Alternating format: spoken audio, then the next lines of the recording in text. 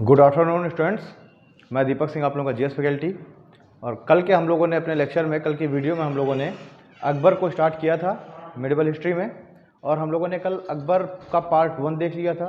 उसमें हम लोगों ने अकबर का जो जीवन परिचय है, उसका जन्म किन परिस्थितियों में हुआ, उसके सामने जब उसका जन्म हुआ तो उसका प्रारंभिक जीवन कैसा रहा, संघर्षपूर्ण तरीके से उसका कैसे प्रारंभिक जीवन स्टार्ट हुआ, किस तरीके से उसने अपने पिता का संरक्षण प्राप्त किया। ठीक है। उसके बाद हम लोगों ने देखा कि उसकी जो आरंभिक कठिनाइयाँ, उसने अपने जीवन में जो आरंभिक कठिनाइयाँ, चुनौतियों का उसने सामना किया। राज्याभिषेक जब उसका हुआ, जिस समय उसने मुग़ल सल्तनत की गद्दी पर वो बैठा, उस समय उसके सामने क्या क्या समस्याएं खड़ी हुई थी। और उन समस्याओं में कुछ राजनीतिक समस्याएं भी थीं, कुछ आर्थिक भी थीं। साथ ही साथ उसके परिवार वालों का, उसके जो साम्राज्य के अमीर वर्ग थे, जो सरदार थे, उनके कुछ षड्यंत्रों को भी हमने देखा। साथ ही में हमने देखा कि कुछ जो अफ़गान थे, जिनको हुमायूं पूरी तरीके से समाप्त नहीं कर पाया था, वो अफ़गान भी इसके लिए चुनौती पेश कर रहे थे। उन अफ़गानों में प्रमुख थे एक सिकंदर सूर और एक था आपका आदिल शाह। तो हमने देखा किस तरीके से इसने सिकंदर सूर और आदिल शाह की चुनौतियों का भी सामना किया। साथ ही साथ हम लोगों ने देखा कि उसने बैरम खां की भी चुनौतियों का सामना किया। बैरम खां के साथ उसका जो तिलवाड़ा का एक युद्ध होता है, तो हम लोगों ने वो भी हमने देखा। आज का जो हमारा टॉपिक है, वो आज हम लोग स्टार्ट करेंगे कि अकबर का वो काल, अकबर के शासन का वो समय जिसमें बैरम खां का प्रभुत्व इसके ऊपर काफ़ी अधिक रहा। तो हम देखेंगे बैरम खां के संरक्षण का काल।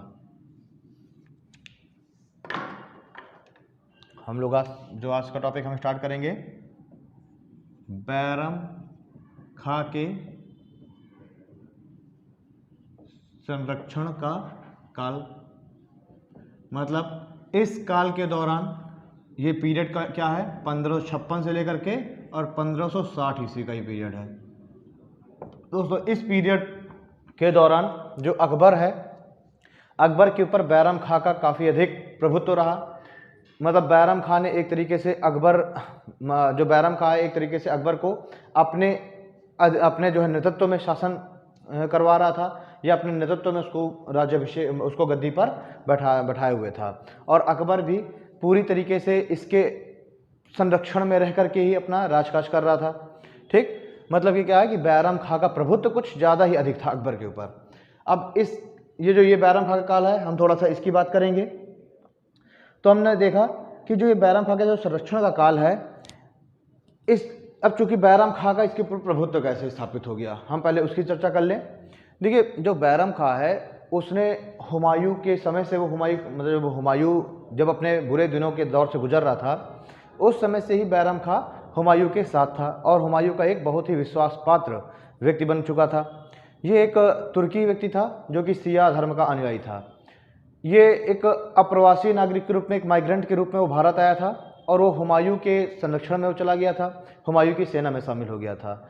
लेकिन बहुत जल्द ही उसने हुमायूं का विश्वास जीत लिया और हुमायूं का एक विश्वास पात्र, एक बहुत ही योग्य उसकी सेना का एक व्यक्ति बन गया। ठीक, धीरे धीरे हुमायूं का इसके ऊपर भरोसा बढ़ता गया और हुमायूं ने इसको काफ़ी ज़्यादा ऊंचे पद पर स्थापित कर दिया। जब हुमायूं भारत से अपने जो उसका निर्वासन का काल था, तो हुमायूं जब निर्वासन के काल में जब जाता है मध्य एशिया, उस पूरे दरमियान भी बैरम खां इसके साथ रहता है। जब ये वापस आता है हुमायूं, बैरम खां फिर वापस साथ में ही आता है। अब हम लोगों ने देखा था कि जो हुमायूं है, उसने जब अकबर को पंजाब का सूबेदार बनाया था सरहिंद के युद्ध के पश्चात, पंजाब का जब सूबेदार बनाया हुआ था इसने अकबर को। सरहिंद का युद्ध हम लोगों ने देखा, 1555 में सरहिंद का युद्ध हुआ, जून 1555 में।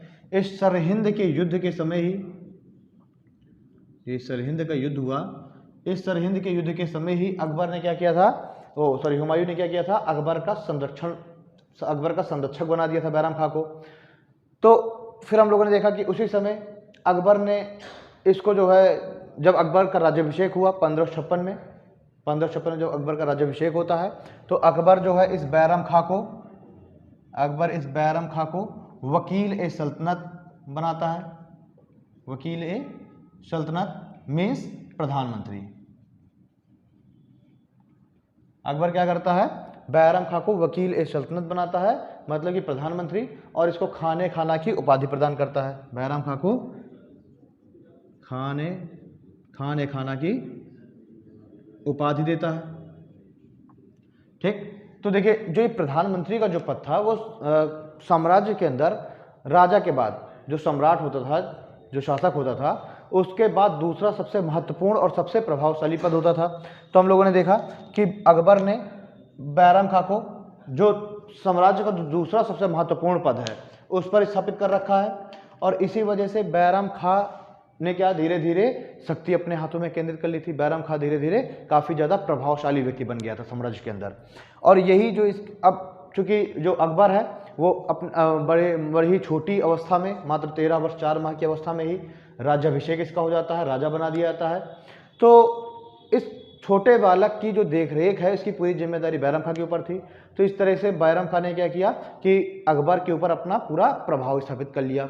पूरी उसके ही गाइडलाइंस की, उसके ही जो गाइडेंस है उस पर अकबर पूरा काम करता था।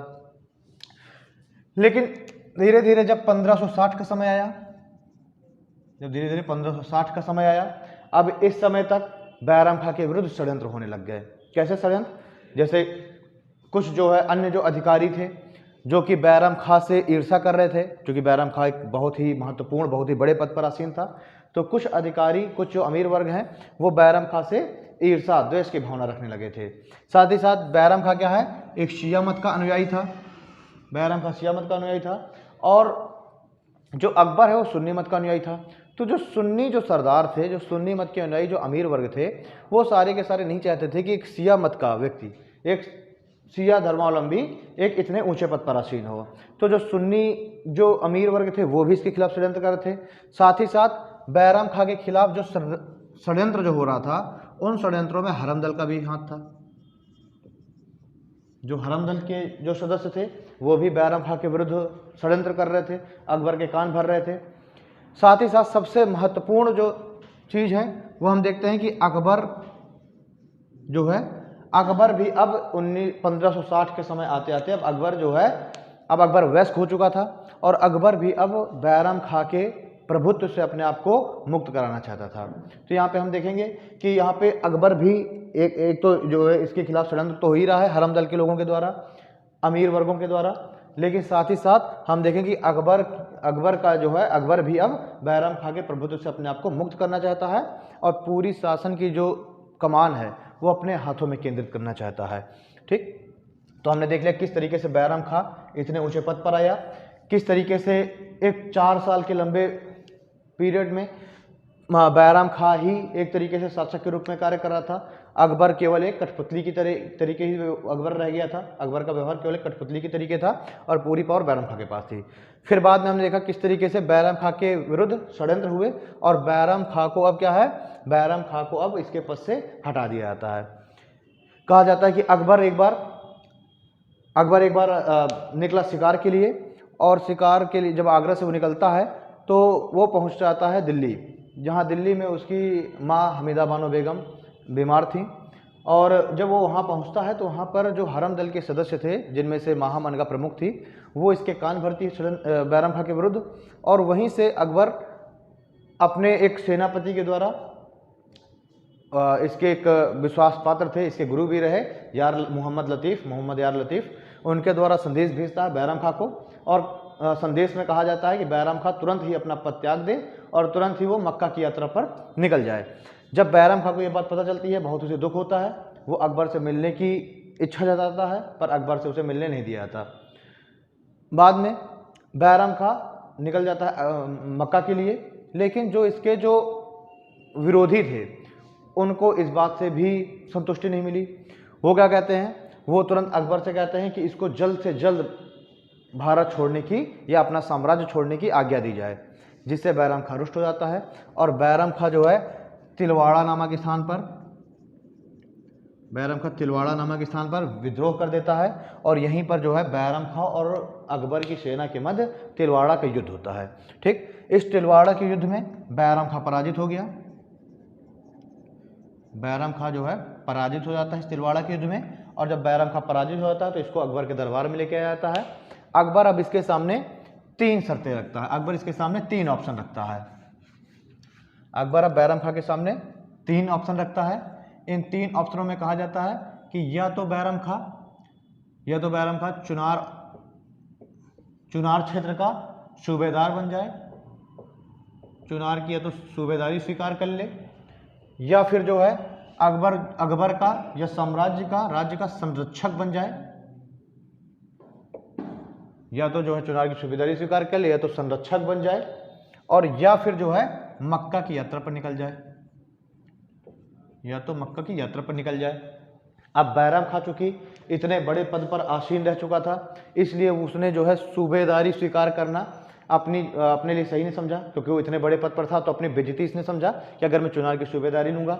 संरक्षक ये बनना नहीं चाहता था, तो इसने अल्टीमेटली क्या कहा कि मैं मक्का की यात्रा पर जाऊंगा। ठीक, ये मक्का की यात्रा पर निकल जाता है बैरम खां। लेकिन जब वो पहुंचता है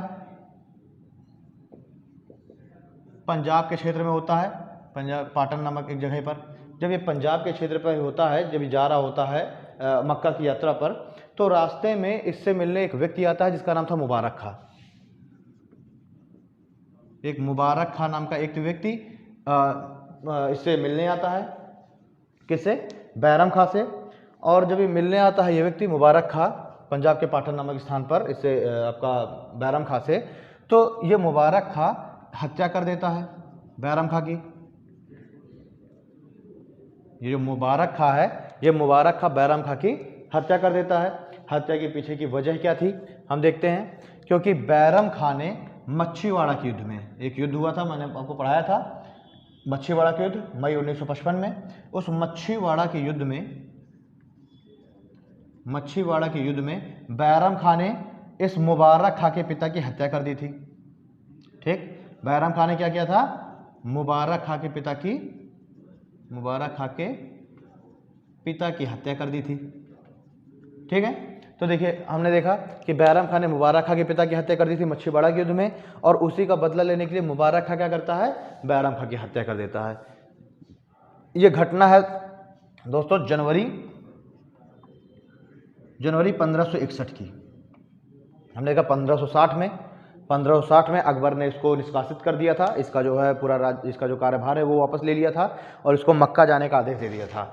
अपने यात्रा के दरमियान ही, रास्ते में ही जनवरी 1561 में बैरम खां की हत्या कर दी जाती है मुबारक खां के द्वारा। ठीक है, अब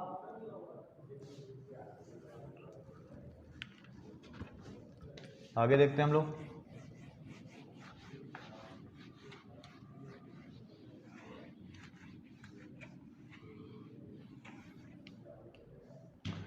अब जब अकबर को ये समाचार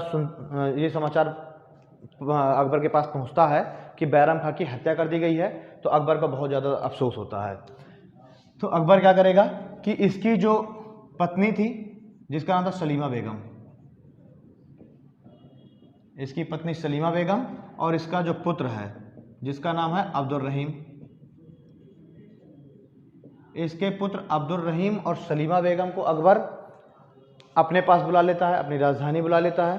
ठीक है, और जो है ये जो सलीमा बेगम है इससे विवाह कर लेता है।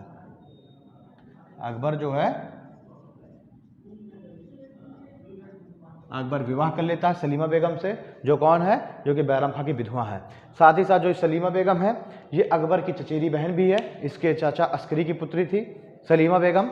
तो हमने देखा कि एक तरीके से बैरम खां इसका रिश्तेदार भी था, इस वजह से बैरम खां को अधिक शक्तियाँ भी प्राप्त हो गई थी, एक कारण ये भी था।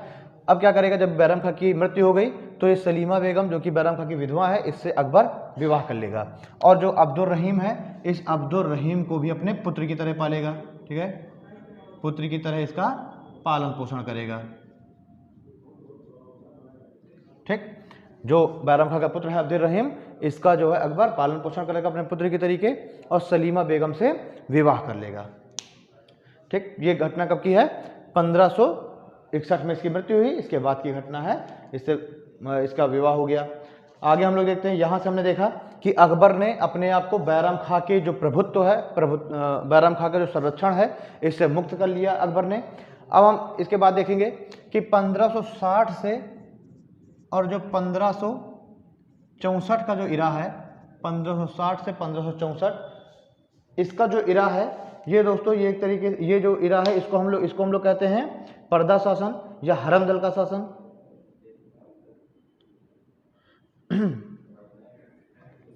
ठीक, 1560 से 64 तक। वैसे जो है कहीं कहीं पर 1560 से 62 भी दिया जाता है, लेकिन पूरी तरीके से ये 64 में जाके समाप्त हुआ। हम देखेंगे कि माहम अनगा की मृत्यु तो 62 में आती है, लेकिन जो ख्वाजा मुअज्जम वगैरह हैं, मुनीम खां हैं, ये जाकर के कहीं जाके 63 और 64 में उनकी मृत्यु होती है। तो पूरी तरीके से अगर जो है हम देखते हैं कि हरम दल के प्रभुत्व से पूरी तरीके से अकबर बाहर आया, तो वो आता है समय 1564 का। लेकिन फिर भी 1560 से 62 को जो ही रहा है, इससे फिर भी काफ़ी हद तक ये हरम दल के प्रभुत्व से बाहर निकल गया। अब हम देखेंगे 1560 से 62 हरम दल का प्रभुत्व। ये हरम दल के प्रभुत्व का काल था, प्रभुत्व काल 1560 से 62 का जो काल था, हरम दल के प्रभुत्व का काल था।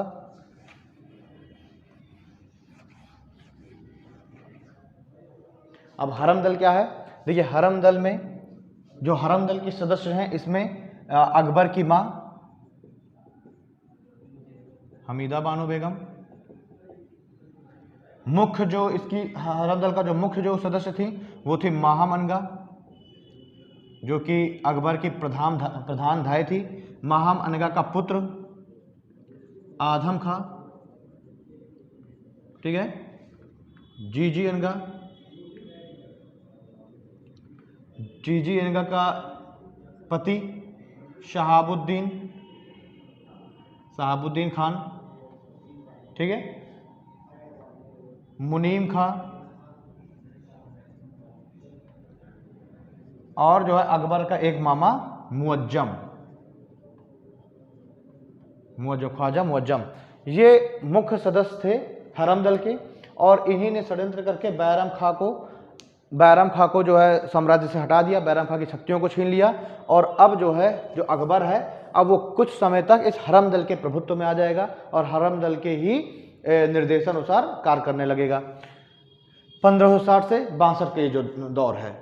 अब हम देखेंगे जो 1562 में क्या होता है, इसी दौर में 1560 से 62 के दौर में ही ये हरम दल का प्रभुत्व का काल, या इसी समय को हम लोग कहते हैं पर्दा शासन, और इसी समय को ही हम लोग कहते हैं पेटीकोट शासन।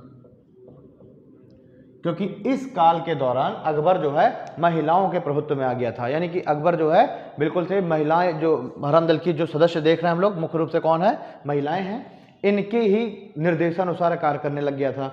इसलिए इस पूरे काल को हमने पर्दा शासन या पेटीकोट शासन कहा है। अब हम देखेंगे कि इस काल के दौरान, 2 सालों के दौरान, अकबर ने अपने जो प्रधानमंत्री हैं, 4 प्रधानमंत्री जल्दी बदले। प्रधानमंत्री, चूंकि हम लोग जानते हैं कि साम्राज्य के अंदर शासक के बाद सबसे बड़ा पद होता है, तो अकबर ने 6 माह के भीतर, 6 माह में 4 प्रधानमंत्री बदले। अकबर ने 6 माह के अंदर 4 प्रधानमंत्री बदल डाले, जिनमें से जो पहला जो प्रधानमंत्री जो बनाया गया, वो बनाया गया शिहाबुद्दीन को। पहला जो प्रधानमंत्री बनाया गया शिहाबुद्दीन को। शिहाबुद्दीन दिल्ली का सूबेदार था, शिहाबुद्दीन दिल्ली का सूबेदार था, पहले इसको बनाया गया। साथ ही साथ शिहाबुद्दीन को बनाया गया, साथ ही साथ बना दिया गया माहम अनगा को भी। माहम अनगा भी प्रधानमंत्री रही।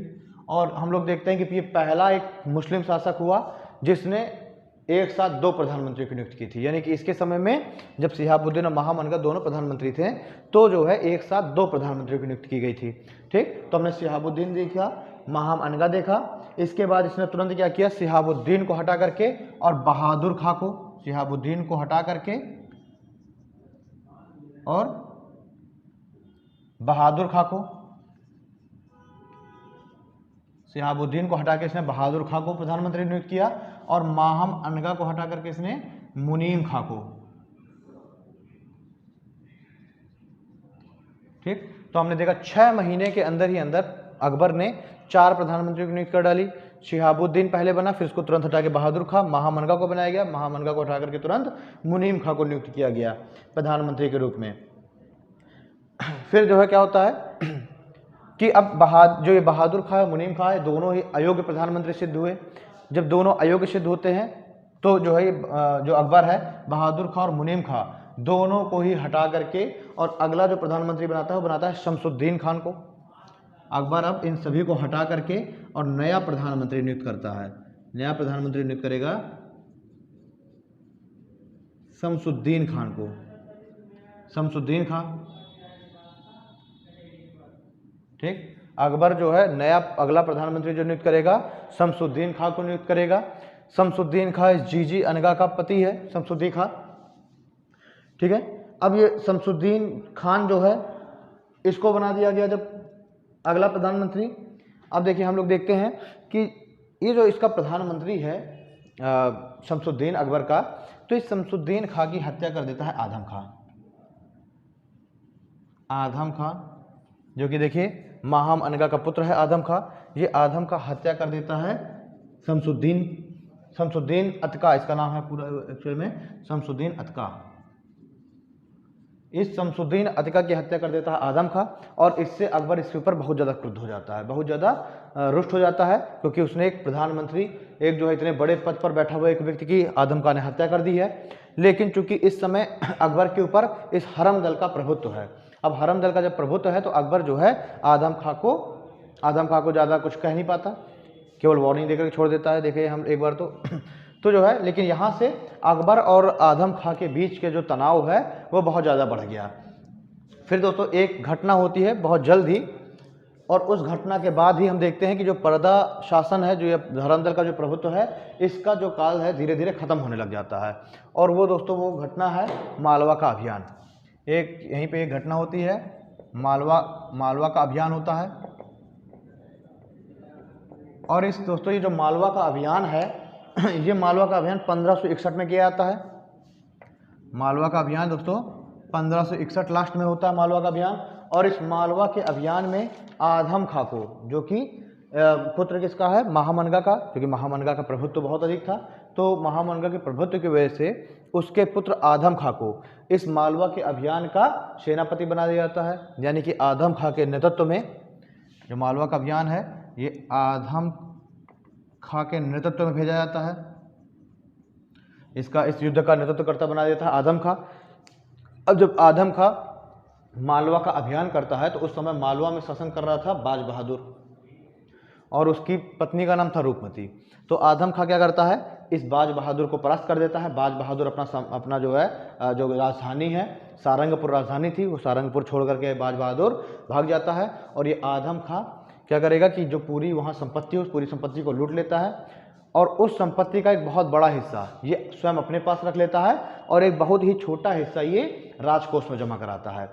जब ये बात पता चलती है अकबर को, तो अकबर जो है मालवा आएगा और आदम खां को हटा करके, जो सेना का नेतृत्व करता इसको बनाया गया था, तो वो हटा करके और ये फिर जो है एक दूसरे व्यक्ति को मुनीम खां को बना देता है इस मालवा के अभियान का नेतृत्व करता। ठीक है।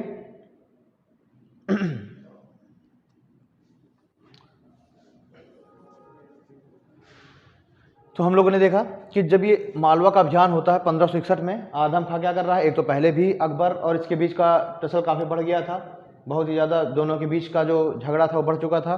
और जब ये मालवा का अभियान होता है तो इसमें जब ये आदम खां की ये जो गलती है कि इसने पूरा ही संपत्ति अपने पास रख ली, इससे अकबर काफ़ी रुष्ट हो जाएगा और आदम खां को तुरंत ही हटा देगा। इससे नाराज होकर के आदम खां अकबर की हत्या का षड्यंत्र रचता है। आदम का जो है उसके सैन्य कक्ष में घुस जाता है अकबर के, लेकिन उसकी हत्या करने में सफल नहीं हो पाता, जिससे अकबर क्या करेगा कि आदम खां की हत्या करवा देता है। ठीक है, अकबर ने क्या किया, आदम खां की हत्या करा दिया 1562 में।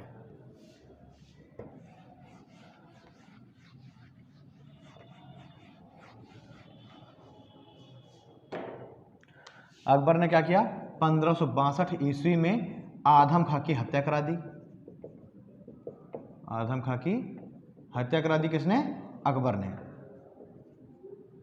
ठीक है, अकबर ने आदम खां की हत्या करा दी 1562 ईस्वी में। जब अपने पुत्र की हत्या का समाचार माहम अनगा को प्राप्त होता है तो माहम अनगा की भी कुछ समय के पश्चात ही माहम अनगा की भी मृत्यु हो जाती है।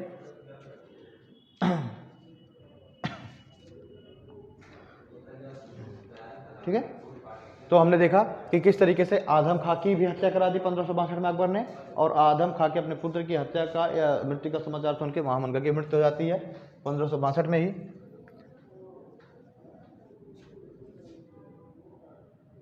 1562 में हमने देखा माहम अनगा की भी मृत्यु हो गई।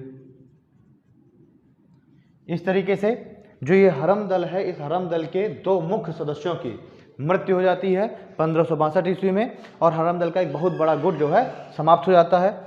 आदम खां और महामनगा 2 मुख्य सदस्य थे इस पूरे हरम दल के। इनकी मृत्यु के बाद आधा जो है प्रभुत्व तो अकबर के ऊपर समाप्त हो गया। अगला हम लोग देखेंगे कि 1563 में जो हरम दल का एक अन्य सदस्य था मुनीम खां, उसकी भी मृत्यु हो जाती है।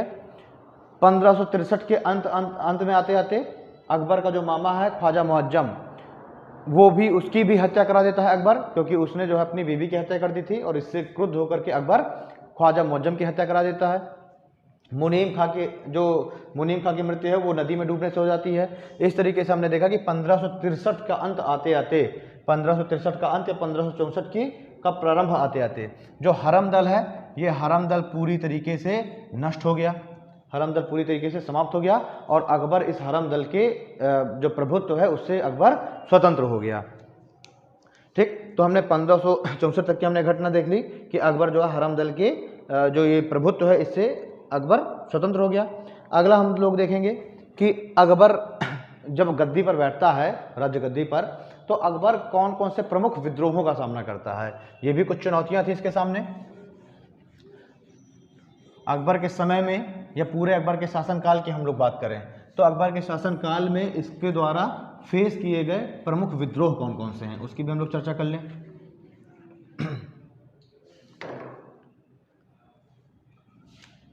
प्रमुख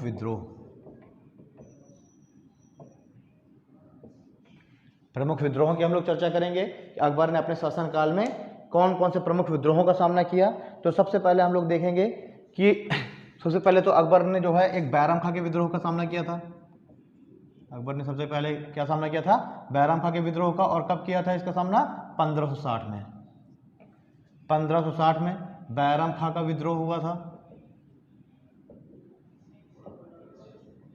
1560 ईस्वी में, जिसको अकबर ने सरलतापूर्वक जिसको दबा दिया था, और वही तिलवाड़ा का जो युद्ध हुआ था उसी को हम देखेंगे।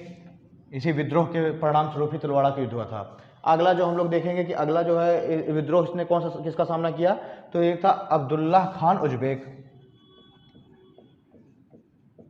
अब्दुल्लाह खान उज्बेक 1564 ईस्वी में।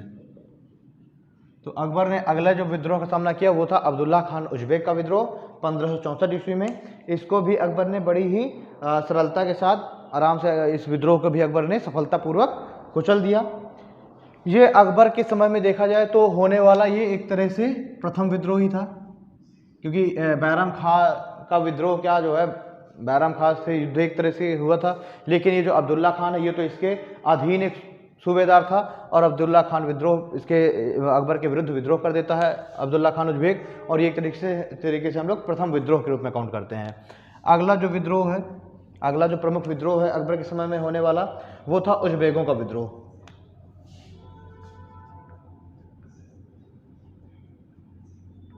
उज्बेकों का विद्रोह 1566 ईस्वी में अकबर ने सामना किया उज्बेकों के विद्रोह की, लेकिन इसको भी इसने सरलतापूर्वक कुचल दिया था। हम लोग एक जो सबसे प्रमुख विद्रोह था उसको हम लोग देखते हैं हम लोग। एक विद्रोह था इसके समय में हुआ था अफगान बलूचियों का और यूसुफ जाइयों का विद्रोह।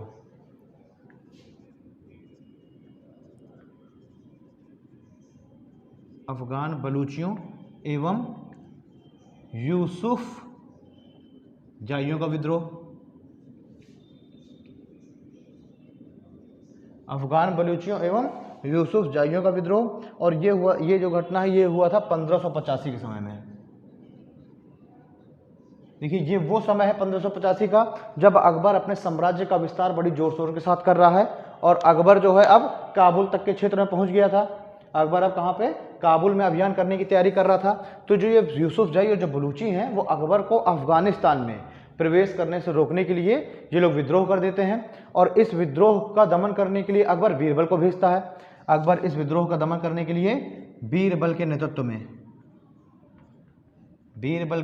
में अकबर सेना भेजता है, लेकिन इस विद्रोह के समय बीरबल की हत्या कर दी जाती है, बीरबल की मृत्यु हो जाती है इस विद्रोह को कुचलने के दरमियान ही। और जब बीरबल की हत्या हो जाएगी, बीरबल की जब मृत्यु हो जाएगी, तो फिर जो अकबर है वो अकबर जो है अब टोडरमल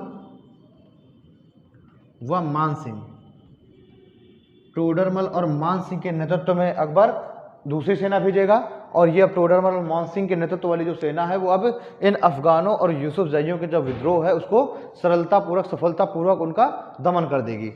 ठीक है, तो इस तरीके से हमने देखा कि अकबर ने बैराम खां का जो विद्रोह है उसको भी कुचल दिया, अब्दुल्लाह खान उज्बेक के विद्रोह को भी समाप्त कर दिया, उज्बेकों के विद्रोह को भी सफलतापूर्वक समाप्त कर दिया, और अफगान बलूचियों तथा यूसुफजैयों का जो विद्रोह है उसको भी सरलतापूर्वक कुचल दिया। अगला हम लोग देखेंगे एक और विद्रोह है जिसको हमें ध्यान देना है, ये है पांचवें विद्रोह हम लोग बात करेंगे, ये है शाहजादा सलीम का विद्रोह। शाहजादा सलीम का विद्रोह कब हुआ? 1599 ईस्वी में। देखिए जो शाहजादा सलीम है, जिसका आगे जाकर के जिसने जहांगीर के नाम से शासन शासन प्राप्त करता है, गद्दी पर बैठता है, तो इस जहांगीर का नाम धारण करता है। तो ये जो शाहजादा सलीम है अकबर का बहुत ही प्रिय पुत्र था, लेकिन शाहजादा सलीम 1599 ईस्वी आते आते अब ये स्वयं शासक बनना चाहता था। ये अकबर के अधीन में रह करके सूबेदार बन करके अब ये ऊब चुका था, और ये स्वयं ही पूरी मुगल साम्राज्य की सत्ता प्राप्त करना चाहता था।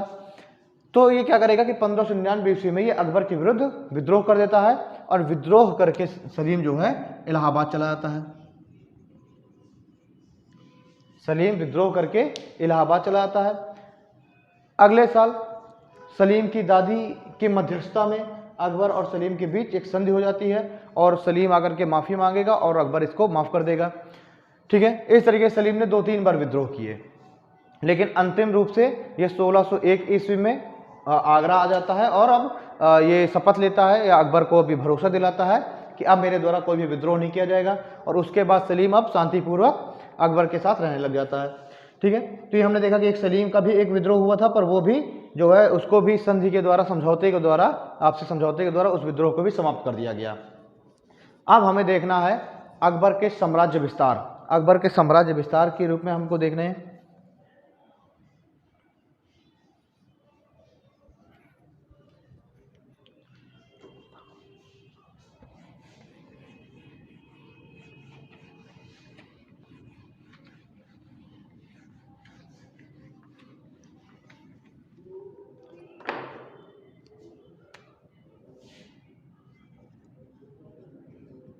अकबर का साम्राज्य विस्तार।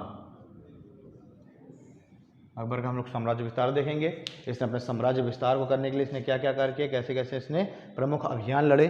साम्राज्य का विस्तार करने के लिए प्रमुख अभियान हम देखेंगे, कौन कौन से इसने प्रमुख अभियान किए, वह प्रमुख कौन कौन से इसने युद्ध लड़े अपने साम्राज्य का विस्तार करने के दिशा में।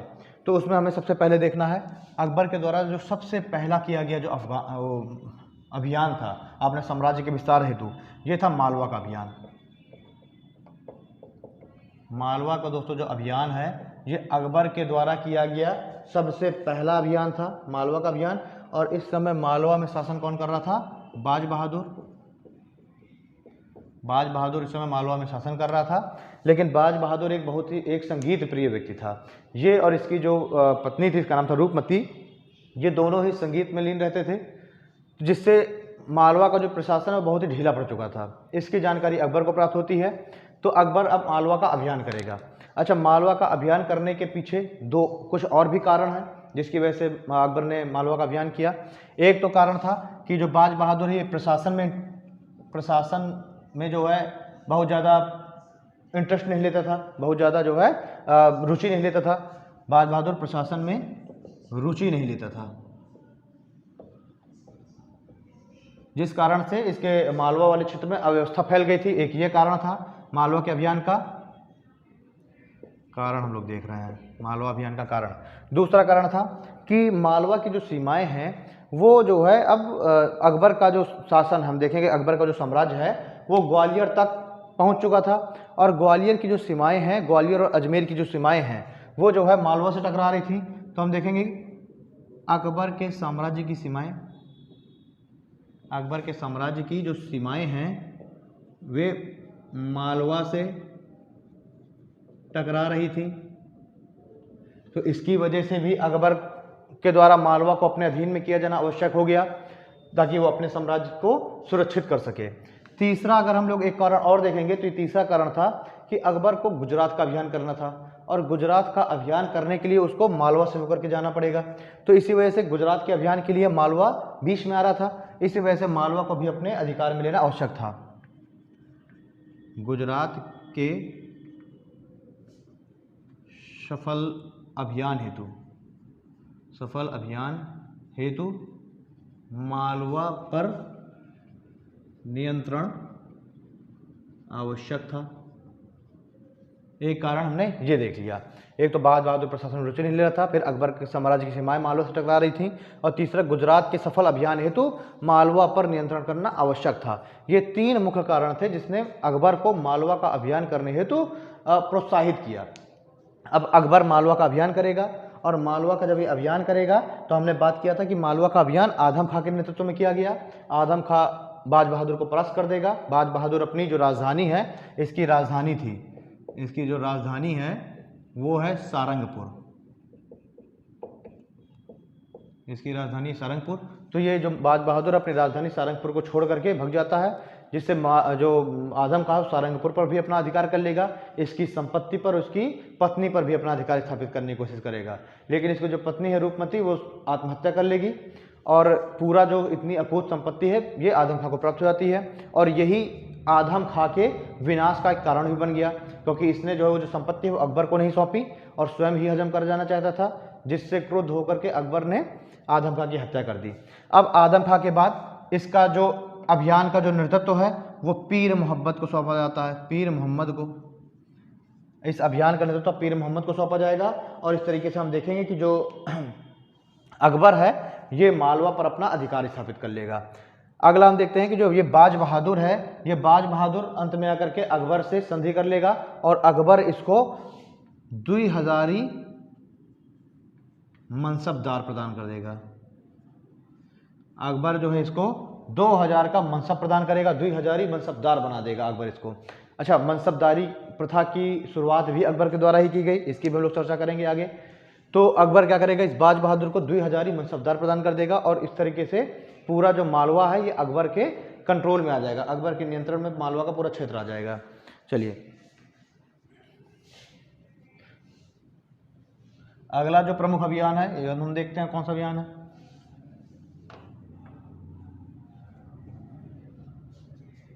अकबर के द्वारा जो किया गया अगला जो प्रमुख अभियान है वो है मेड़ता का अभियान। मेड़ता अभियान 1562 ईस्वी में, मेड़ता अभियान 1562 ईस्वी में। इस समय मेड़ता में जो है शासन कर रहा था जयमल। मेड़ता में जयमल शासन कर रहा था और जैसे ही अकबर अपनी सेनाएं भेजता है मेड़ता की ओर, तो जयमल जो है यहाँ से भाग करके और फिर चला जाता है मेवाड़ के शासक उदय सिंह के संरक्षण में। ये यहाँ से जयमल जो है संरक्षण में चला जाता है किसके, मेवाड़ के शासक उदय सिंह के। और यही एक कारण बन जाता है अकबर और उदय सिंह के भी टकराव का, अकबर के और उदय सिंह के टकराव का। ये हम आगे देखेंगे जब हम लोग मेवाड़ का अभियान देखेंगे। इस तरीके से मेड़ता पर भी अकबर का नियंत्रण स्थापित हो गया।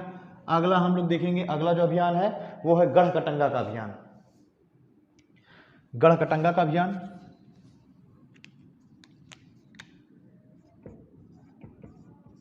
गढ़कटंगा का अभियान देखिए ये हुआ था 1564 ईस्वी में। गढ़कटंगा का जो अभियान हुआ था 1564 ईस्वी में। देखिए बहुत ही ज़्यादा इम्पॉर्टेंट ये अभियान है क्योंकि इसकी जो रानी है दुर्गावती, इसकी रानी जो है दुर्गावती, इसके कारण से जो गढ़कटंगा का अभियान है बहुत ही ज़्यादा महत्वपूर्ण अभियानों में से है। तो इसको आपको ध्यान रखना है, एक इसका ये अभियान याद रखना है और एक गुजरात का अभियान थोड़ा सा याद रखना है और मेवाड़ का अभियान, ये तीन अभियान बहुत ही ज़्यादा महत्वपूर्ण रहे। देखिए जो गढ़कटंगा है, इस गढ़कटंगा में जो गढ़कटंगा जो है इस राज्य का संस्थापक था, इस राज्य का जो संस्थापक है वो है अमनदास गोंड। अमनदास गोंड नाम का एक व्यक्ति इस गढ़कटंगा राज्य का संस्थापक है। और ये क्या करेगा, इसने संग्राम शाह की उपाधि धारण करके, अमनदास गोंड जो है ये संग्राम शाह की उपाधि धारण करके अपने आप को गढ़कटंगा राज्य का शासक घोषित कर देता है। गढ़कटंगा गोंडवाना का क्षेत्र था, ठीक है। इसकी जो राजधानी है, इसकी राजधानी थी गढ़कटंगा की चौरागढ़। गढ़कटंगा की राजधानी कैपिटल क्या है, चौरागढ़ है। अमनदास गोंड संस्थापक है इस गढ़कटंगा राज्य का और संग्राम शाह की उपाधि धारण करके अपने आप को स्वतंत्र शासक घोषित कर लेता है। यह जो दोस्तों जो अमनदास गोंड है, जो संग्राम शाह है, ये चंदेल वंश की राजकुमारी, चंदेल वंश की राजकुमारी से, चंदेल वंश की राजकुमारी जिसका नाम है दुर्गावती, दुर्गावती से क्या कर लेगा, विवाह कर लेगा। अमनदास गोंड चंदेल वंश की राजकुमारी दुर्गावती से विवाह कर लेता है और कुछ ही समय के पश्चात, विवाह के कुछ समय के पश्चात ही अमनदास गोंड की मृत्यु हो जाती है। विवाह के कुछ समय पश्चात इसकी अमनदास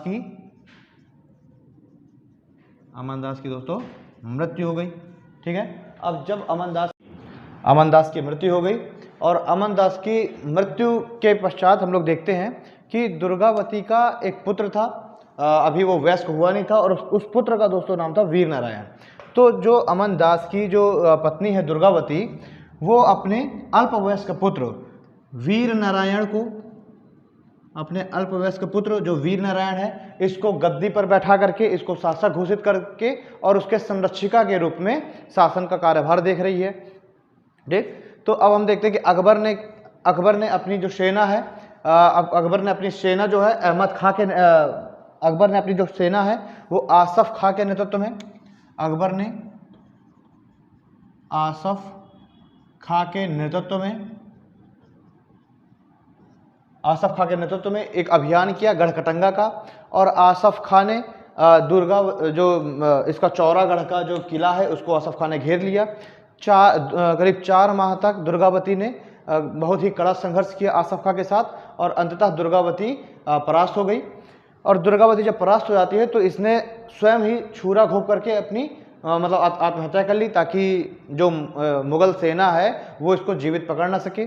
तो हम लोगों ने देखा कि आसफ खां के नेतृत्व में जो एक अभियान होता है गढ़कटंगा का, उसमें दुर्गावती की मृत्यु हो जाती है और आसफ खां अधिकार कर लेगा गढ़कटंगा के क्षेत्र में।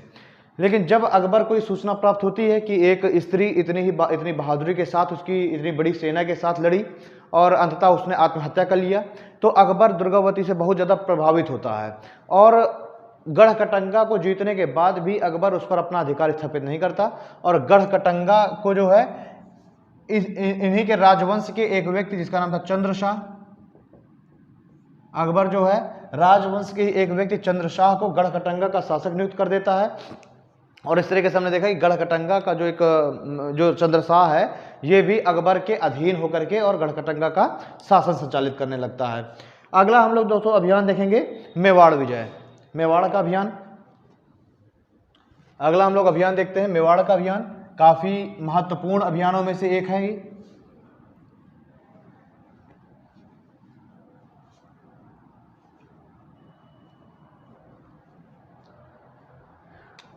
हम लोग देखते हैं मेवाड़ अभियान।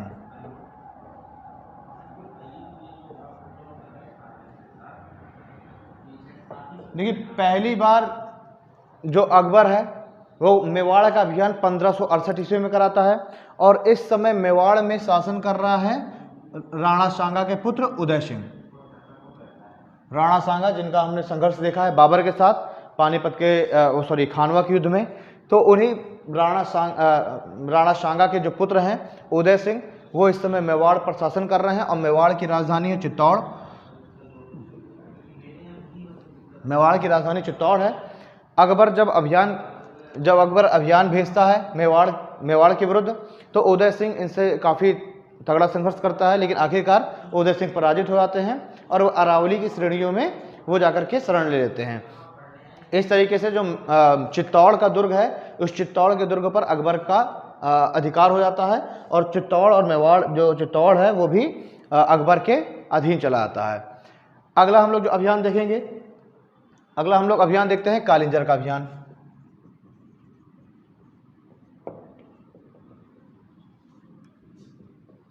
कालिंजर का अभियान 1569 ईस्वी। देखिए कालिंजर का जो दुर्ग है, कालिंजर का जो किला है, ये भी सामरिक दृष्टि से बहुत ही महत्वपूर्ण किला था, क्योंकि ये पश्चिमी उत्तर प्रदेश और बिहार का एक प्रवेश द्वार माना जाता था। इसलिए कालिंजर के दुर्ग पर नियंत्रण स्थापित करना अकबर के लिए अत्यंत आवश्यक हो गया था। तो अकबर क्या करेगा, अकबर एक अभियान भेजेगा कालिंजर के विरुद्ध, और उस समय कालिंजर में शासन कर रहा है रीवा के राजा रामचंद्र। उस समय कालिंजर रीवा के राजा रामचंद्र के अधीन है। रामचंद्र भी विरोध करते हैं लेकिन आखिरकार परास्त हो जाते हैं, और इस तरीके से कालिंजर में हम देखते हैं कि पहली बार कालिंजर के दुर्ग पर मुगलों का पूरी तरीके से आधिपत्य हो गया और कालिंजर का किला जो है मुगल साम्राज्य के अधीन चला गया। कालिंजर के अभियान के बाद हम लोग देखते हैं कि कुछ और अभियान हुए, जैसे कि जोधपुर और बीकानेर का अभियान भी अकबर ने भेजा 1570 ईस्वी में। 1570 में हम लोग देखते हैं जोधपुर व बीकानेर का अभियान।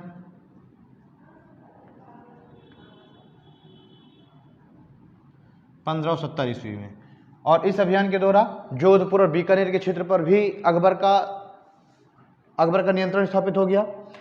इसके बाद दोस्तों हम लोग एक काफ़ी इंपॉर्टेंट अभियान देखेंगे, गुजरात का अभियान। ठीक है, हम लोग एक काफ़ी महत्वपूर्ण एक अभियान देखते हैं हम लोग, गुजरात का अभियान।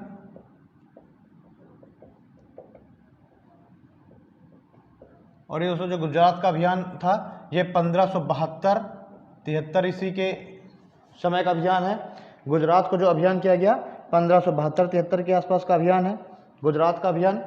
इस गुजरात, देखिए चूँकि गुजरात भी काफ़ी महत्वपूर्ण साबित हो रहा था, गुजरात को जितना भी काफ़ी महत्वपूर्ण था अकबर के लिए, क्योंकि वहीं गुजरात का क्षेत्र में नियंत्रण स्थापित हो जाने से इसके लिए जो राजस्थान का जो क्षेत्र है उस पर नियंत्रण करना काफ़ी सहज हो जाता। इसलिए अब अकबर क्या करेगा, गुजरात का अभियान करेगा और स्वयं ही एक सैन्य टुकड़ी लेकर के अकबर गुजरात के अभियान के लिए जाता है। और इसी गुजरात के अभियान में ही एक कुछ फैक्चुअल चीज़ें हैं, देख लीजिए। गुजरात के अभियान में ही पहली बार अकबर समुद्र का दर्शन करता है। अकबर पहली बार एक पोत में बैठ करके समुद्र विहार करता है, एक पोत में बैठ करके, और अकबर पहली बार समुद्र विहार करता है। यानी कि गुजरात अभियान के समय ही 1572 से 73 में अकबर पहली बार समुद्र दर्शन करता है।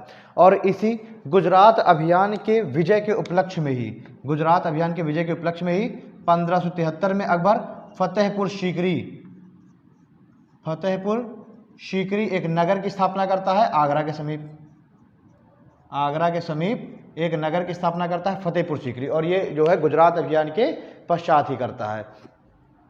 ठीक है, उसके बाद हम लोग देखेंगे एक अन्य महत्वपूर्ण अभियान गुजरात अभियान के पश्चात। गुजरात अभियान के बाद हम लोग देखते हैं हल्दी घाटी का युद्ध, या एक बार पुनः से मेवाड़ का अभियान होता है।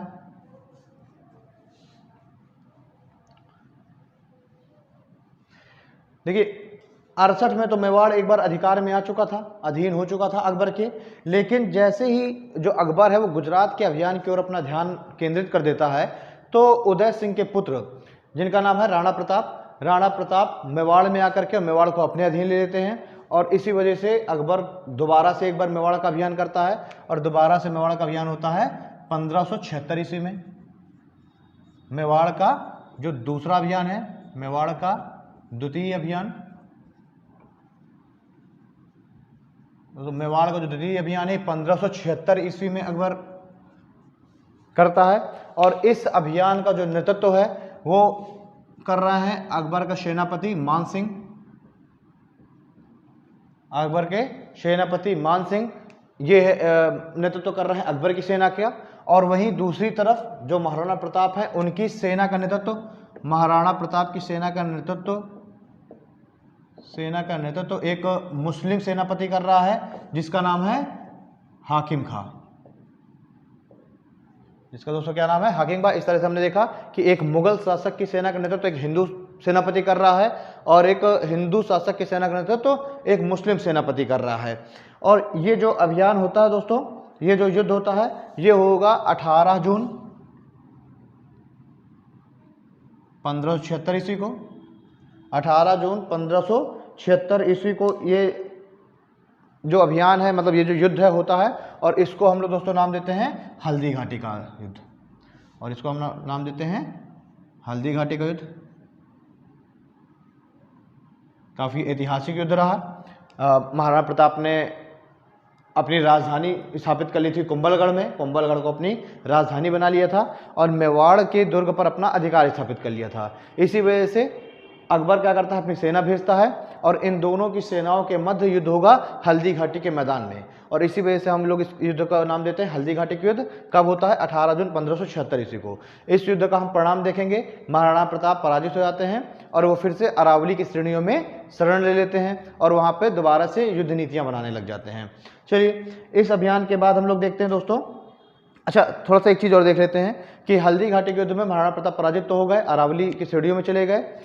अब जो है, लेकिन ये हमेशा अकबर के विरुद्ध संघर्षरत रह जाए। अकबर का जो है अकबर के अधीन केवल चित्तौड़ का कुछ ही क्षेत्र गया था, पर अभी भी एक बड़ा क्षेत्र मुक्त था, स्वतंत्र था, जो कि महाराणा प्रताप के अधीन था। लेकिन महाराणा प्रताप ने कभी भी अकबर की अधीनता स्वीकार नहीं की।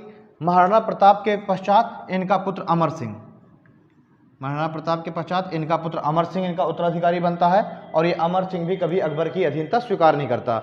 इसी वजह से अकबर कहता भी है कि जो है हल्दी घाट, मतलब इसको जो है अकबर को बहुत ही ज़्यादा ये दुख था कि उसने चित्तौड़ पर अधिकार तो कर लिया, लेकिन महाराणा प्रताप को अपनी अधीनता नहीं स्वीकार करा पाया।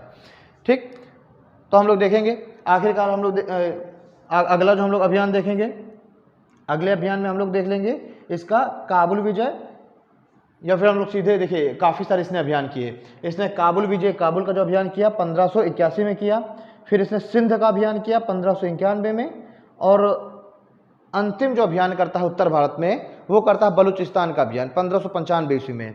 लेकिन अब चूंकि हमारे लिए इंपॉर्टेंट है इसका थोड़ा सा दक्षिण अभियान, हम लोग देखते हैं कि इसने दक्षिण अभियान जो है उसमें कब इसने प्रारंभ किया और कौन कौन से प्रमुख अभियान किए दक्षिण में।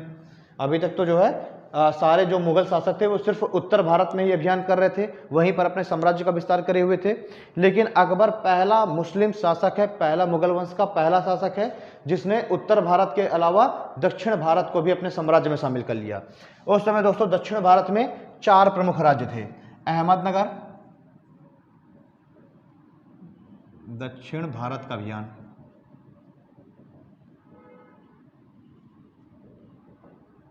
इस समय जो है दक्षिण भारत में 4 प्रमुख राज्य थे, अहमदनगर, बीजापुर, खानदेश, ठीक है, एवं गोलकुंडा। ये 4 प्रमुख राज्य थे दक्षिण भारत में।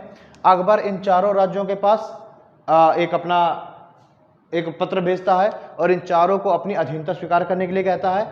लेकिन जो खानदेश है सिर्फ यही एक ऐसा राज्य था जिसने अकबर की अधीनता स्वीकार कर ली।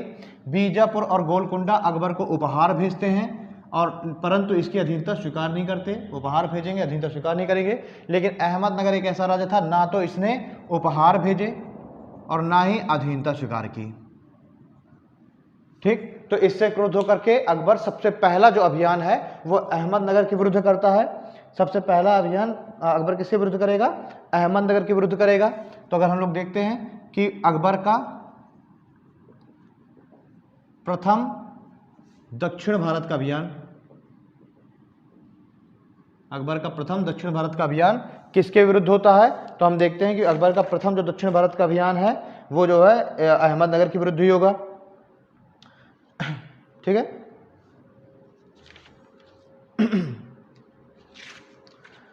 इस तरीके से अकबर ने, जो अकबर का प्रथम अभियान है ये अहमदनगर के विरुद्ध हो रहा है। अहमदनगर के विरुद्ध पहला अभियान। उसके बाद अकबर जो है अहमदनगर के पश्चात गोलकुंडा को भी अपने अधीन कर लेता है। बरार का क्षेत्र, बीजापुर, खानदेश, इन सभी को अपने अधीन कर लेता है। आपसे पूछेगा कि अकबर का अंतिम अभियान कौन सा था? अकबर का अंतिम जो अभियान कौन सा है? तो हम बात करते हैं अकबर का अंतिम अभियान। तो दोस्तों अकबर का जो अंतिम अभियान है ये है असीरगढ़ का। असीरगढ़ का जो अभियान है, ये असीरगढ़ का दोस्तों जो अभियान है, ये अकबर का अंतिम अभियान है। असीरगढ़ के अभियान के पश्चात ही अकबर ने क्या किया था, अकबर ने जो है बुलंद दरवाजे की स्थापना कराई थी। असीरगढ़ के अभियान के पश्चात ही अकबर ने क्या किया था, बुलंद दरवाजे की स्थापना कराई थी, बुलंद दरवाजा। ठीक है, असीरगढ़ के अभियान के पश्चात ही अकबर ने क्या किया था, बुलंद दरवाजे की स्थापना कराई थी। और ये अभियान हुआ कब था, 1599 ईस्वी में। ठीक, चलिए अब इस समय अकबर ने जब अपने साम्राज्य का पूरी तरीके से विस्तार कर लिया, एक बहुत ही बड़ा अकबर ने साम्राज्य स्थापित कर लिया, तो हम देखेंगे कि अकबर का जो पूरा साम्राज्य है वो कितने प्रांतों में विभाजित था, यानी कितने जो प्रांत हैं वो शामिल थे अकबर के साम्राज्य के अंतर्गत। तो देखिए हम लोग देखते हैं अकबर के साम्राज्य में, भाई जो साम्राज्य है हम लोगों ने बात किया था कि साम्राज्य जो है कुछ सरकारों में, कुछ सूबों में जिन्हें क्या कहते थे हम, प्रांत भी कहते हैं। जो साम्राज्य है वो कुछ प्रांतों में विभक्त होता था, और जो अकबर के समय में कुल 15 प्रांत हुआ करते थे। जो साम्राज्य था वो कुल 15 प्रांतों में विभक्त था, कुल 15 प्रांत। जो पूरा साम्राज्य है मुगल साम्राज्य वो कुल 15 प्रांतों में विभक्त था। और इन 15 प्रांतों में दोस्तों जो 12 प्रांत हैं वो उत्तर भारत के थे, और 3 प्रांत दक्षिण भारत के थे। और इन 3 दक्षिण भारत के प्रांतों में अहमदनगर, खानदेश और बरार थे। अहमदनगर, खानदेश और बरार। क्लियर है ना। इस तरह से हमने देख लिया कि अकबर का जो है ये साम्राज्य का विस्तार। अब हम दोस्तों कुछ चीजें हम लोग देख लेंगे। इसके पश्चात साम्राज्य का विस्तार हो गया, अब हम कुछ अकबर की प्रमुख नीतियां देख लेंगे, धार्मिक नीतियां और साम्राज्य जो सामाजिक नीतियां हैं वो भी देख लेंगे कि अकबर ने धार्मिक क्षेत्र में और सामाजिक क्षेत्र में क्या क्या सुधार किए। तो देखिए अकबर की हम धार्मिक नीतियां देखेंगे।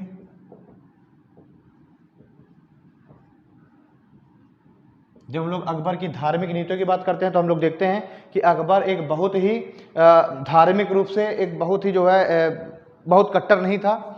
अकबर धार्मिक रूप से बहुत ही सहिष्णु प्रकृति का शासक था। इसका जो पिता था हुमायूं, ये भी काफ़ी हद तक एक सहिष्णु शासक था। और इसका जो हमें इसके जो एग्जाम्पल मिलते हैं, इसकी जो पुष्टि है हमें इसके द्वारा किए गए कुछ कार्यों से होती है।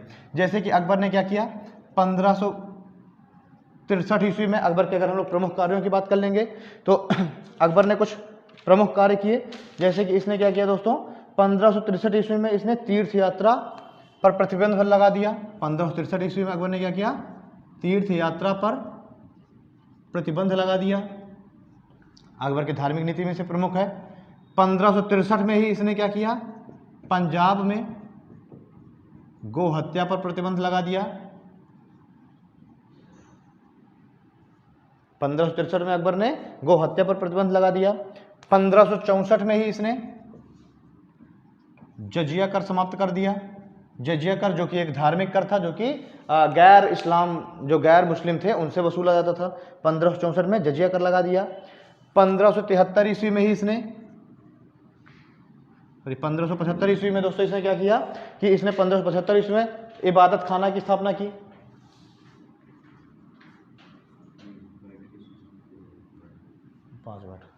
बस तुरंत मैं खत्म कर रहा हूँ। 1575 ईस्वी में इसने क्या किया, इबादत खाने की स्थापना की। कहाँ पर, फतेहपुर सीकरी में। और इबादत खाने में क्या था कि एक जो धर्म सम्मेलन बैठाया जाता था। ये क्या करता था कि इस्लाम के जो धर्म गुरु थे उनको ये बुलाता था और उनसे धर्म के बारे में ये शिक्षाएं प्राप्त करता था। तो 1575 में इबादत खाने की स्थापना की। 1578 ईस्वी में दोस्तों इसने क्या किया कि जो इबादत खाना है, इस इबादत खाना को सभी धर्मों के लिए खोल दिया। सभी धर्मों के लिए खोल दिया। अभी सिर्फ जो है इस्लाम के लिए था। 75 में सिर्फ इस्लाम के लिए था। ठीक है। और 1578 में हमने देखा कि इबादत खाना को सभी धर्मों के लिए खोल दिया। 1579 में दोस्तों इसने क्या किया, 1579 में इसने महजर की घोषणा की। प्रमुख डेट है ये आपको याद रखना है। 1589 में इसने महाजर की घोषणा की, यानी कि फतेहपुर सीकरी का जो जामा मस्जिद है उसका जो प्रधान जो धर्मगुरु था उसको हटा करके और अकबर स्वयं ही वहाँ पर विराजमान हो गया और स्वयं को इसने स्वयं को जो है सब धर्म के मामले में सब सर्व प्रमुख बना दिया। यानी अगर धर्म के मामले में कोई भी डिस्प्यूट होगा, कोई भी अगर झगड़ा उत्पन्न होगा तो उसका प्रधान जो व्याख्याकार है वो कौन हो जाएगा? अकबर हो जाएगा। तो इसने 1579 में महाजर की घोषणा कर दी, स्वयं अपने नाम का खुतबा पढ़वाने लग गया और जो है अगर कहीं भी कोई भी धर्म के मामले में डिस्प्यूट होगा तो उसमें प्रमुख व्याख्याकार की भूमिका निभाएगा। ये अपने आप को इसने प्रमुख व्याख्याकार घोषित किया, प्रमुख व्याख्याकार घोषित कर दिया 1579 में। आगे हम देखेंगे 1582 ईस्वी में इसने क्या किया? इसने दीन ए इलाही धर्म की स्थापना कर दी। 1582 में दीन इलाही धर्म की स्थापना की और 1583 ईस्वी में इसने क्या किया? इसने इलाही संवत स्टार्ट कर दी, इलाही संवत प्रारंभ किया 1583 ईस्वी में। तो हमने देखा कि ये अकबर की कुछ धार्मिक नीतियां हैं, बहुत ही सहिष्णु शासक था। कुछ बातें हम लोग कर लेते हैं इसकी सामाजिक नीतियों के बारे में। इसकी सामाजिक नीतियां या समाज के क्षेत्र में इसके कुछ सुधार। तो दोस्तों जब हम सामाजिक नीतियों की बात करेंगे, समाज के क्षेत्र में हम इसकी कुछ सुधारों की बात करेंगे तो हम लोग देखते हैं कि इसने समाज के जो सभी लोग हैं उनके लिए भी इसने बहुत सारे कार्य किए। जैसे कि इसने क्या किया कि अपने साम्राज्य में जो लड़के और लड़कियां हैं उनकी जो आयु है विवाह की आयु उसको निर्धारित कर दिया। उसने कहा कि जो पुरुष हैं उनके विवाह की न्यूनतम आयु होगी 16 वर्ष और महिलाओं की विवाह की आयु होगी 14 वर्ष। ठीक है। साथ ही साथ इसने दोस्तों एक और बहुत ही प्रमुख कार्य किया। जैसे कि इसने क्या किया कि इसने दास प्रथा का अंत कर दिया। 1562 ईस्वी में इसने दास प्रथा का अंत कर दिया और दासों के जबरदस्ती धर्मांतरण पर रोक लगा दी। जबरदस्ती धर्मांतरण पे यानी कि जबरदस्ती धर्म के परिवर्तन पर रोक लगा दी। कब? 1562 ईस्वी में अकबर ने। साथ ही इसने क्या किया? इसने सती प्रथा पर रोक लगाई। इसने क्या किया? देखिए दोस्तों, सती प्रथा पर रोक लगाई। 1562 में दास प्रथा का अंत कर दिया। विवाह की न्यूनतम आयु इसने घोषित कर दी। साथ ही इसने विधवा विवाह को प्रोत्साहित किया। विधवा विवाह को प्रोत्साहित किया। हम देखते हैं इसने स्वयं ही विधवाओं से विवाह किया था, तो इसने विधवा विवाह को इसने प्रोत्साहित किया। ठीक है। इसने जो है अंतरजातीय विवाह को भी प्रोत्साहित किया। जो अंतरजातीय जो विवाह है, अंतरजातीय दोस्तों विवाह को भी इसने प्रोत्साहित किया। तो हम लोग देखते हैं कि इसने समाज के क्षेत्र में भी इसने बहुत सारे सुधार किए अकबर ने। अब हम लोग बात कर लेते हैं कि अकबर का अंतिम समय। अच्छा, कुछ बात कर लेते हैं इसके सैन्य सुधार के मामले में। सैन्य सुधार व भूमि सुधार। सैन्य सुधार और भूमि सुधार की बात करेंगे तो दोस्तों इसने अकबर ने सेना में मनसबदारी प्रथा प्रारंभ की। सेना में क्या किया? मनसबदारी प्रथा प्रारंभ की। जो प्रमुख सेनापति थे उनको मनसब प्रदान करने लगता था। 2000 का मनसब, 5000 का मनसब, ऐसे इसने जो है हम लोग देखते हैं 1580 ईस्वी में इसने दहसाला जो बंदोबस्त है, दहसाला बंदोबस्त, इसको इसने एक्सेप्ट किया। दहसाला बंदोबस्त प्रारंभ किया इसने। ठीक है। और जो टोडरमल की जो व्यवस्था है भूमि के पैमाइश की, राजस्व के निर्धारण की, उस टोडरमल व्यवस्था को इसने एक्सेप्ट किया। 1580 में दहसाला बंदोबस्त और जो है जो टोडरमल की जो भूमि पैमाइश की जो व्यवस्था है इसको इसने प्रारंभ किया। जिससे क्या हुआ? भूमि में सुधार हुआ और सैन्य में सुधार हुआ। सैन्य सुधार में हम लोग दोस्तों एक चीज और देख लेते हैं कि इसने हुलिया व दाग की जो प्रथा है, हुलिया और दाग की प्रथा को भी इसने चालू रखा। सेना जो सैनिक है जो उनका हुलिया लिखना और जो घोड़े हैं उन पर दाग लगाना, उन पर मोहर लगाना, उसकी व्यवस्था को इसने चलने दिया। भूमि सुधार में हम देखेंगे कि दहसाला बंदोबस्त को प्रारंभ किया। ठीक है। ये हम लोगों ने देख लिया इसके प्रमुख सुधार। अब हमें अंत में देखना है इसका अंतिम समय। इसका जो है अंतिम समय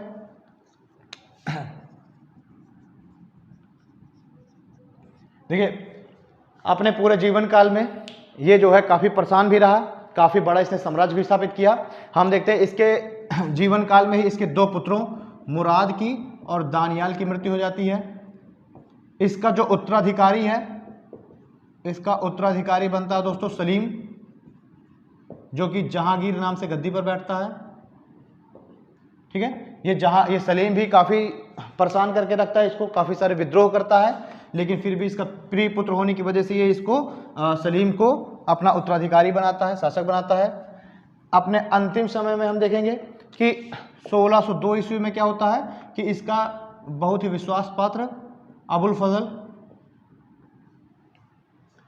1602 ईस्वी में दोस्तों क्या होता है कि जो है अबुल फजल की हत्या करवा दी जाती है सलीम के द्वारा। अबुल फजल की हत्या करवा दी जाती है सलीम के द्वारा। इससे भी ये बहुत दुखी था। इसका विश्वास पात्र बीरबल भी खत्म हो गया था। शेख मुबारक, फैजी, ये सारे की मित्र हो गई थी। इसकी वजह से अकबर बहुत ही दुखी रहता था। 1604 में अकबर जो है पेचिश से ग्रसित हो जाता है और जो उसका वैद्य है वो उसकी बीमारी का सही से आकलन नहीं कर पाता, जिसकी वजह से हम देखते हैं कि 25-26 अक्टूबर की मध्य रात्रि में, 25-26 अक्टूबर 1605 की, देखिए 1604 में क्या होता है, पेचिश से ग्रसित हो जाता है, पेचिश से ग्रसित हो गया और 25 से 26 अक्टूबर 1605 को इसकी मृत्यु हो जाती है। ठीक है, 25-26 अक्टूबर की मध्य रात्रि में इसकी मृत्यु हो गई और इसके जो शव है इसको सिकंदरा में दफना दिया गया। ठीक, और अगला जो उत्तराधिकारी बन जाता है जहांगीर बन जाता है। और अब हम अगले टॉपिक में जहांगीर की बात करेंगे। थैंक यू दोस्तों।